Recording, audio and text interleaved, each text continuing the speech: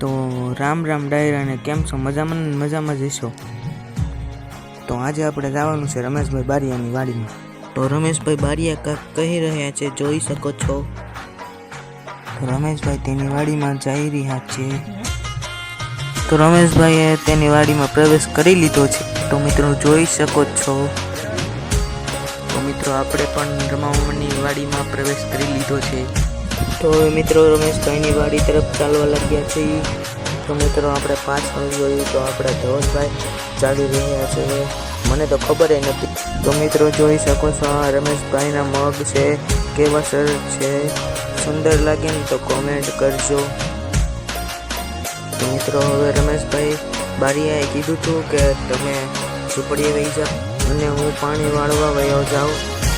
તો મિત્રો જોઈ શકો છો આ રમેશભાઈ બારિયાના તલ છે, કેવા લાગ્યા, સુંદર લાગ્યા હોય તો કોમેન્ટમાં કરજો. તો મિત્રો જોઈ શકો છો આપણા ધવલભાઈ છે અને અમે ઝૂંપડીએ પૂગી ગયા છે.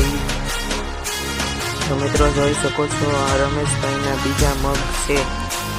તો મિત્રો હવે બીજા બ્લોગમાં મળીએ આપણે.